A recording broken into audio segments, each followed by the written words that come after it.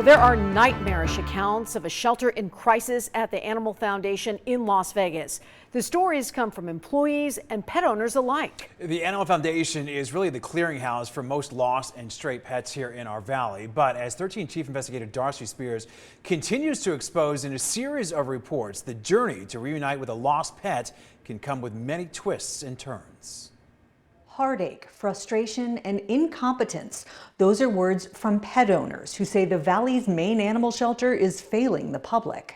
So Diddy is a rescue cat that we rescued 6 years ago. The moment that we brought him home, he was already at home. It was like he was meant to be with us. He's our kid. He's my kid. It's not just a cat to me and my family. One October night, while unloading groceries, Bridget Nave propped open the door between the house and the garage. Diddy saw a chance to explore and took it. We saw him on the camera after we noticed he was gone and he had snuck out. She canvassed the neighborhood, putting up flyers and posting on social media. We're a mess. I can't sleep very good. I'm always getting up to go look out the windows, check the cameras. After repeatedly checking the Animal Foundation's website to see if by chance Diddy had been picked up by animal control, I saw a picture of what I thought looked exactly like him. Same weight described, everything down to a T. So I tried calling. I left a voicemail. I then emailed immediately. She kept calling while driving down to the shelter. When I got down there was only one person working. The shelter had just opened for the day. He goes into the back and he's back there for 30 minutes, comes back and says, well, the cat's being prepped for surgery right now to be fixed. And I said, well, my cat's already fixed. So then he goes, well, the cat's a girl, so it's not yours. She left, but says something didn't feel right. She went back inside and spoke to a different employee. She told me that she would go back and take a picture of the cat. Then Bridget says they came back and said no pictures because of surgery preps. They reiterated that the cat was female despite what Bridget saw on the website. It did say it was a male cat the very first time that I looked at it. After I had gone in there to talk to them, I had been constantly checking this website. I still do. And all of a sudden it was unknown.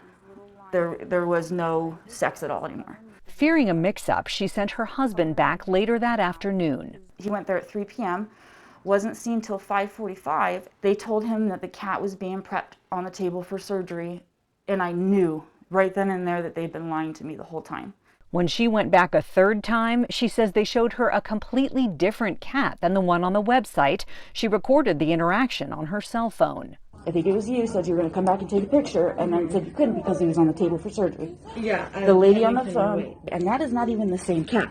That cat that's not the same cat in the picture. You guys need to admit that you lost or gave my cat away to somebody else. Each animal brought into the shelter is given a unique ID number. This screenshot with no gender listed is the first one she saw on the website. This one with the same ID and a different picture says it's a neutered male, even though they'd been telling her it was female all along. What kind of mistakes are you seeing on those intake cards? Age is a common one. Whether they're spayed or not, that can sometimes be hard to determine. Dr. Mindy Roberts recently quit her job in frustration.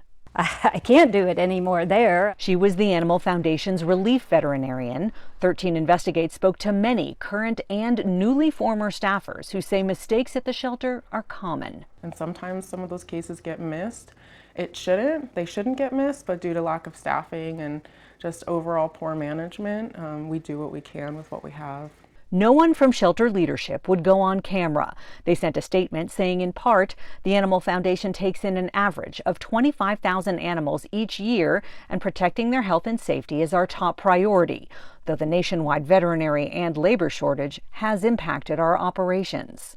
They're very understaffed, I guess, but that doesn't give them the right to not do their jobs either.